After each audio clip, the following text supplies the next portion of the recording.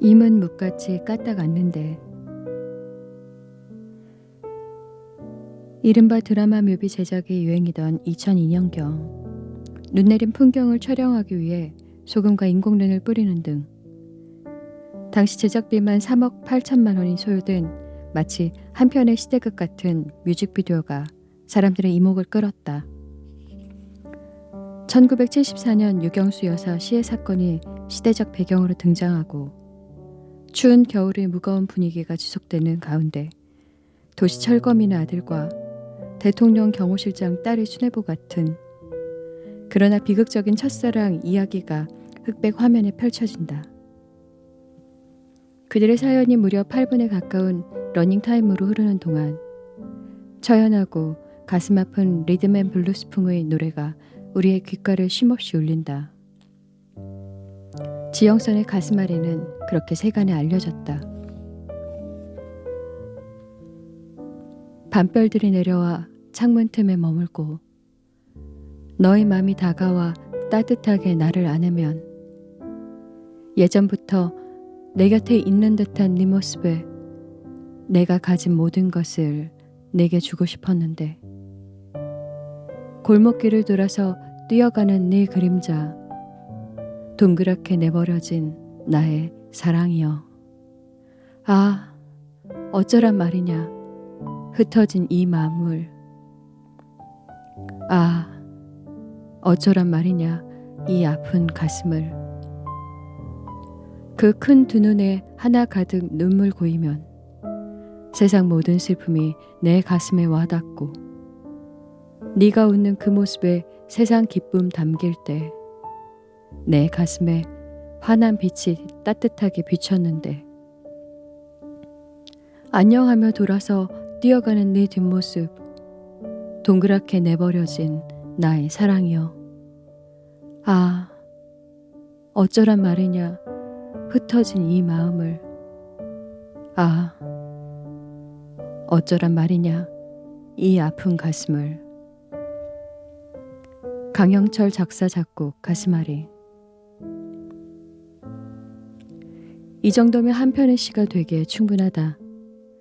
특히 골목길을 돌아서 뛰어가는 네 그림자나 안녕하며 돌아서 뛰어가는 네 뒷모습 같은 장면은 비록 전형적이고 통속적이긴 하되 여전히 순수하고 애틋한 정조를 불러일으킨다. 원수 같은 이별이나 지나치게 비극적인 이별보다 이런 애틋한 헤어짐이 더 가슴을 아프게 하는 법이다. 그런가 하면 동그랗게 내버려진 나의 사랑이여 같은 표현은 얼마나 뛰어난 시적 성취인가. 동그랗게 내버려진다니 무슨 뜻일까? 비슷한 말로 동그마니를 생각하면 답이 나온다. 외따로 오뚝하게 내버려진 상태, 즉 둘이 있다 갑자기 혼자만, 그것도 속된 말로 뻘쭘하게 남았을 때 그 상태를 잃은 말인 것. 골목길 이별 장면에 혼자 남은 사람의 모습과 그 심정을 떠올려 보라. 시적 화자의 심리를 이렇게 형상화하기란 쉽지 않은 일이다. 여하튼 사정이 이러하니 시적 화자는 이제 그녀를 뒤따라 갈 수도 혼자 사귈 수도 없는 것. 이 시의 화자는 그녀의 이별 선언을 이해하고 받아들여야 할 정도의 무슨 사연이 있는 듯한데 그러자니 비난도 저주도 욕설도 할 수 없고 다만 만남처럼 헤어짐도 운명으로 받아들여야 할 상태인 것. 그러나 그럴수록 가슴은 아파오고 그래서 답답한 마음에 홀로 외쳐보는 것이다. 아, 어쩌란 말이냐. 조각조각 흐트러진 이 가슴, 이 아픈 가슴을. 그렇게 본다면 사실 뮤직비디오의 내용이나 분위기는 이 시의 그것과 사뭇 다르다. 솔직히 말해 이 뮤직비디오는 내용 과잉이었다고 나는 생각한다. 과잉은 오히려 사랑의 진실을 사치하게 보이도록 할 뿐이다. 아니, 사랑은 그 자체로 감정의 과잉이다. 그래서 사랑은 극적 과잉이 없어도 당사자에게는 이미 그 자체로 운명적이기에 충분히 극적인 것이다. 이 뮤직비디오에서는 다만 권상우와 함께 열연했던 당시만 해도 낯선 아역 신인에 불과했던 문근영, 그녀의 그 큰 눈에 하나 가득 눈물 고이던 모습만이 가사의 느낌을 여실히 전해주었을 따름이다. 개인적인 취향의 문제이긴 하나 마찬가지로 그런 점에서 나는 가슴을 후비고 쥐어짜는 듯한 지영선의 리듬앤블루스풍 편곡보다 좀 더 순수하고 맑게 들리는 포크송 같은 이 노래의 원곡을 더 좋아하는 편이다. 1983년 이 노래를 작사 작곡한 강영철과 메인 보컬을 맡은 양하영으로 이루어진 혼성 듀엣 한마음, 그리고 이후 솔로로 독립한 양하영이 다시 부른 가슴앓이에는 별 과잉이 없다. 어둡지만도 않고 밝지만도 않다. 부를 수만 있다면 듣는 내가 오히려 한 옥타브 더 올려 가슴 터지게 후렴구를 불러보고 싶은데 정작 가수는 절규에까지 이르지는 않는 수위에서 어쩌란 말이냐는 말만 반복한다. 그런데 그 반복이 묘한 호소력을 갖는다. 그래, 어쩌란 말이냐, 어쩌란 말이냐. 이걸 너무 소리 높여 반복하면 악쓰는 꼴만 되고 만다. 그건 가슴앓이가 아니다. 가슴앓이를 겪어보았는가? 10대든 20대든 아니 늙어서도 운명 같은 만남과 헤어짐의 상처는 정녕 가슴을 앓게 만든다. 그것은 결코 비유가 아니다. 정말로 가슴 부위를 가격당한 듯 가슴이 아프다. 진짜로 목구멍부터 명치 부위가 때로는 뭔가로 가득 찬 듯 답답하게, 때로는 텅 빈 것처럼 허탄하다. 그럴 때면 절로 한숨이 터진다. 가슴은 산산이 부트러진다. 아, 어쩌란 말이냐. 여기에는 천하장사도 대책이 없다.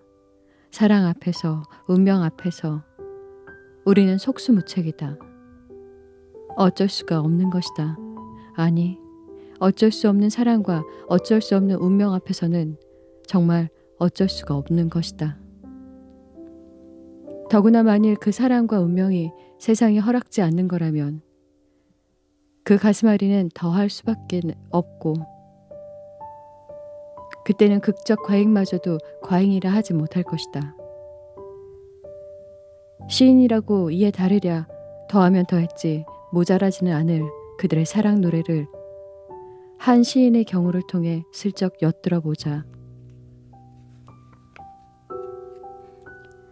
생명파의 시인으로 알려진 청마 유치완, 여성적이고 감상적인 분위기에 젖어있던 당시 우리 시당과 확연히 차별되는 성격의 작품을 남긴 시인.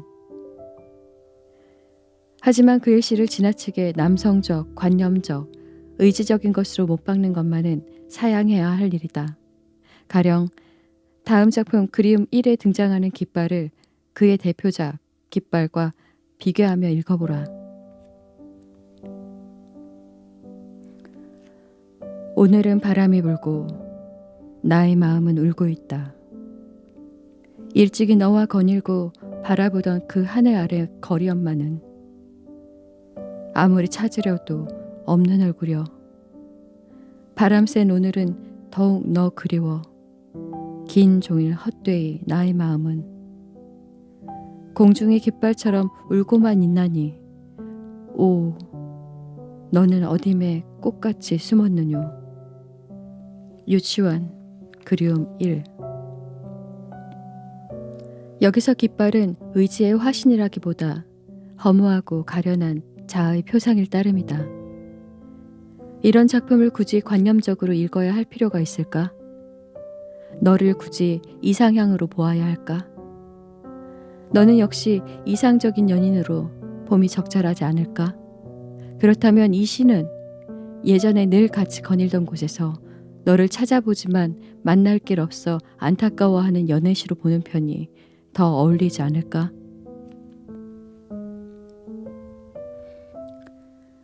내 죽으면 한계 바위가 되리라. 아예 애련에 물들지 않고 희노에 움직이지 않고 비와 바람에 깎이는 대로 억년 비정의 한묵에 안으로만 채찍질하여 드디어 생명도 망각하고 흐르는 구름. 먼 원래 꿈꾸어도 노래하지 않고 두 쪽으로 깨뜨려져도 소리하지 않는 바위가 되리라. 유치원 바위. 이 작품은 확실히 의지적이다. 인생의 희로애락에 흔들리지 않으며 비바람 같은 시련조차 있는 그대로 받아들이고 마치 돌을 닦듯 그저 침묵하고 수련하여 심지어 생명까지 초월하는 존재. 시인은 그런 바위 같은 존재가 되고자 했던 것이다. 그런즉 자신의 바람대로라면 그는 애련 곧 사랑의 아픔 따위에는 끽소리조차 하지 않아야 한다. 그런데 웬걸. 그의 다음 시 그리움 2를 보라. 파도야 어쩌란 말이냐. 파도야 어쩌란 말이냐. 임은 묵같이 까딱 앉는데 파도야 어쩌란 말이냐. 날 어쩌란 말이냐. 유치원 그리움 2. 혹시 앞서 인용한 가스마리의 노래소리가 들려오지 않는가? 유치원 시인의 가스마리, 그 답답한 마음이 느껴지지 않은가? 강인한 의지의 소유자, 애련 따위는 의지로 극복하고자 했던 시인은 어디 가고 이토록 짧은 시간에 어쩌란 말이냐만 반복하면서 절규하고 또 한탄한단 말인가? 이 시를 읽는데도 두 가지 방법이 있다. 첫째, 여기서 임은 바위다. 바닷가의 갯바위건만 바위 정도가 아니라 육지처럼 말 그대로 뭇같이 파도 따위에 까딱도 않는 존재. 자신의 시 바위에서 그토록 바라던 경지가 이것 아니던가. 바위에서라면 이 그리움 이의 바위는 화자인 내가 흠모하고 따라야 할 정신과 영혼의 스승이리라. 하지만 그가 변했나?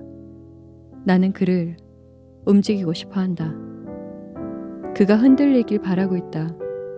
그러면서 파도도 임을 못 움직이니 난들 어찌하겠느냐는 자탄만 내뱉고 있는 것이다. 둘째, 여기서도 역시 바위는 화자 자신이다. 그리고 임은 나와 거리를 두고 있는 또 다른 바위거나 아무튼 무태에 가까운 쪽 어디에 서 있는 존재로 볼 수 있을 것이다. 파도는 나를 자꾸 밀어붙이며 그에게 가라고 한다. 마치 짝사랑하는 상대에게 친구들이 고백을 부추기듯이 말이다. 한데 임은 까딱도 않으니 나는 도리어 파도가 원망스럽다. 어쩌란 말이냐. 이런들 임은 꿈쩍도 않는데 왜 자꾸 나를 흔드느냐. 도대체 파도야 날더러 어쩌란 말이냐. 어느 쪽으로 보든 연애 시임에 틀림없어 보인다. 도대체 시인에게 무슨 일이 벌어진 것일까?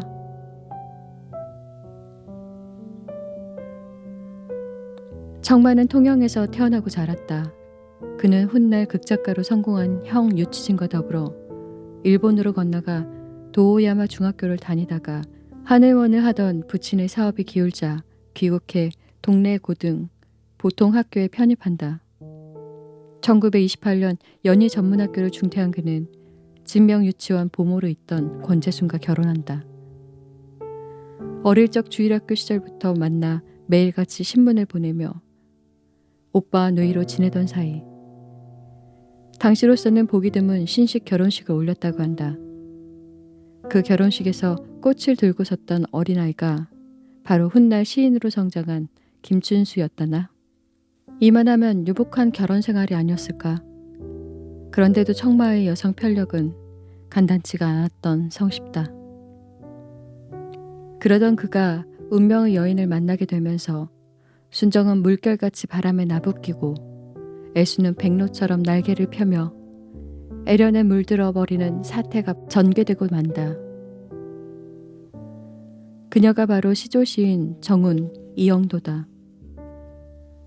21살 때 결혼하여 대구에 살았던 정운. 그녀는 남편이 폐결핵을 앓자 약국을 경영하던 언니가 살고 있는 통영으로 옮겨오게 된다.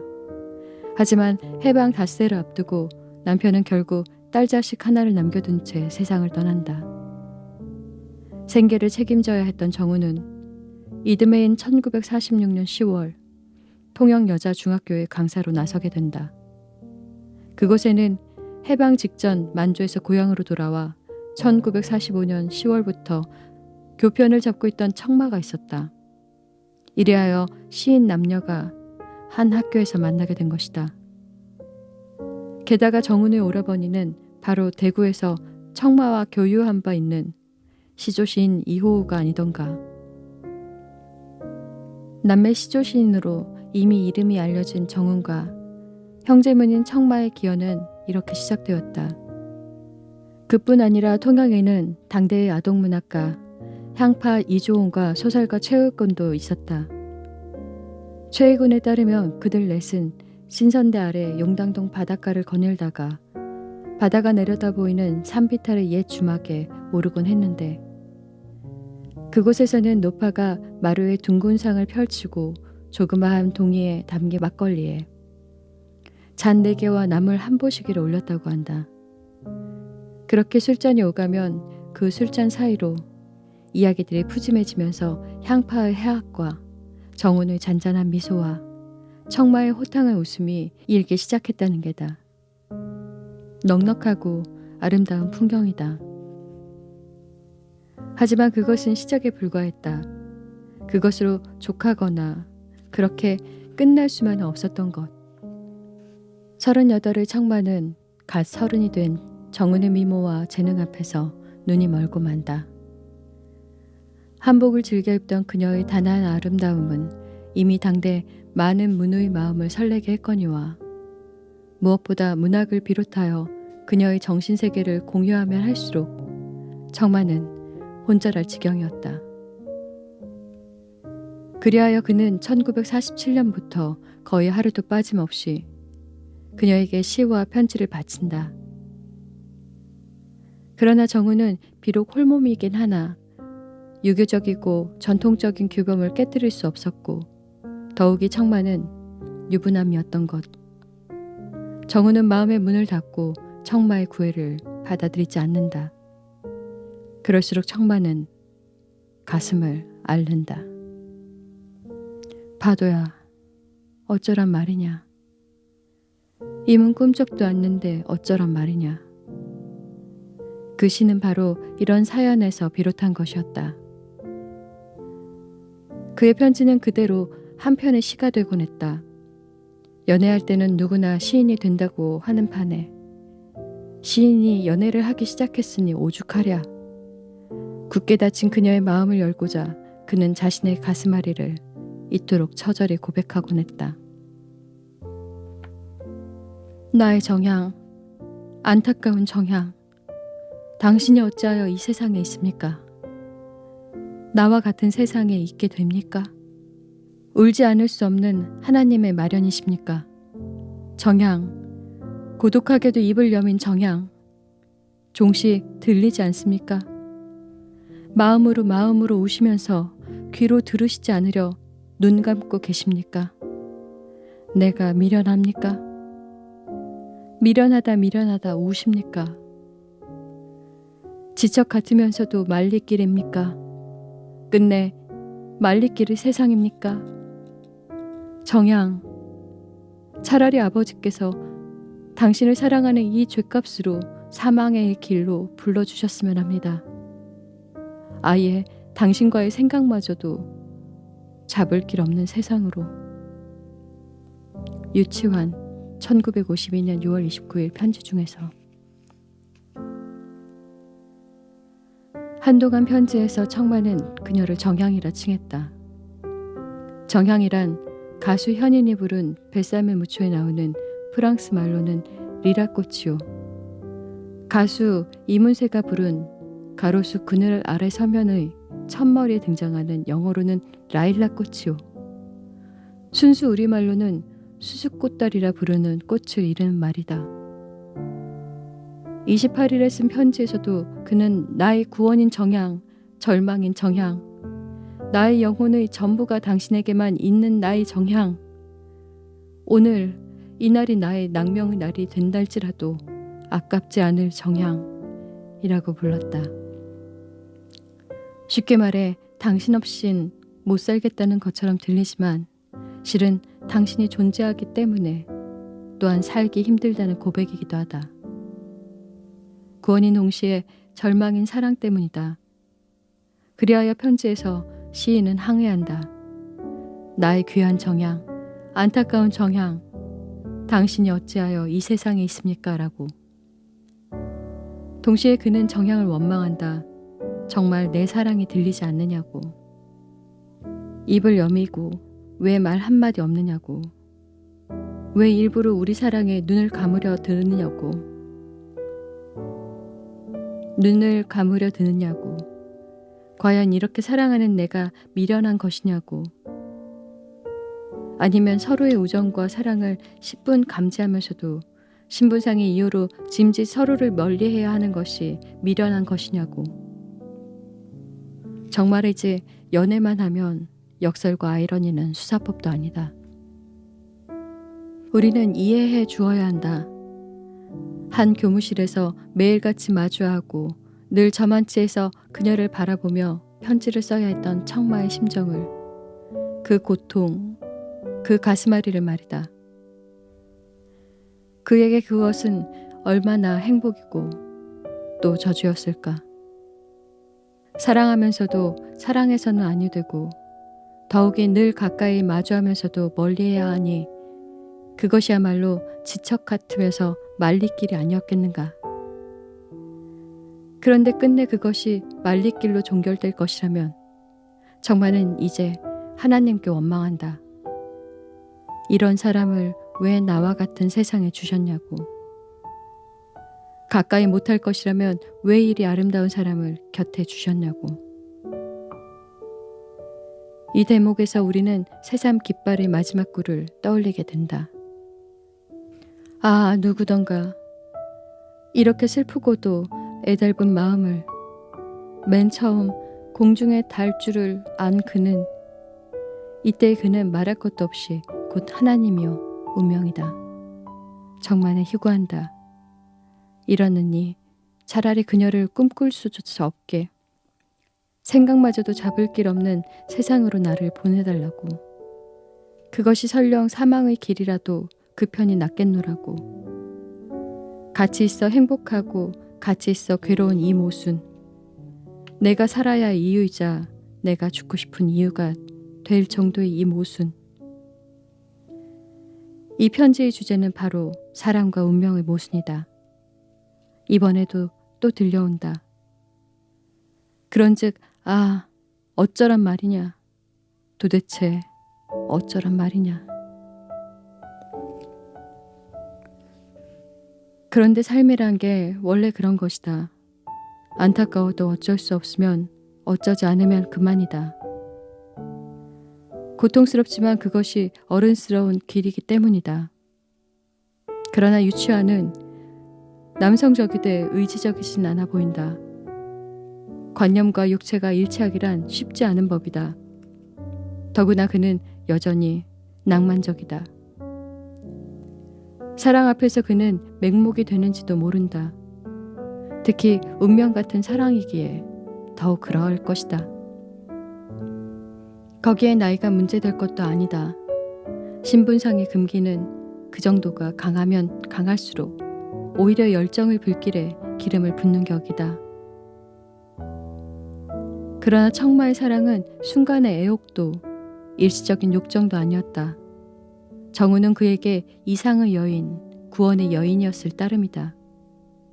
하루 이틀, 아니 1년 12달이 가도 그 마음은 변하질 않았다. 그만큼 집요했던 것이 아니라 그만큼 순수했다는 증거다. 오로지 자신의 사랑이 받아들여질 때까지 그는 시와 편지를 쓰고 또 썼다. 그러니 그것은 마치 기도와도 같지 않았을까? 그 기도가 통하였는지, 그 사랑과 정성이 감복했는지, 마침내 바위처럼 꿈쩍 않고 뭇같이 까딱 않던 그녀의 마음에 서서히 틈이 벌어지기 시작한다. 3년이 넘도록 날마다 배달되는 편지와 시편에 그녀의 마음이 드디어 움직인 것이다.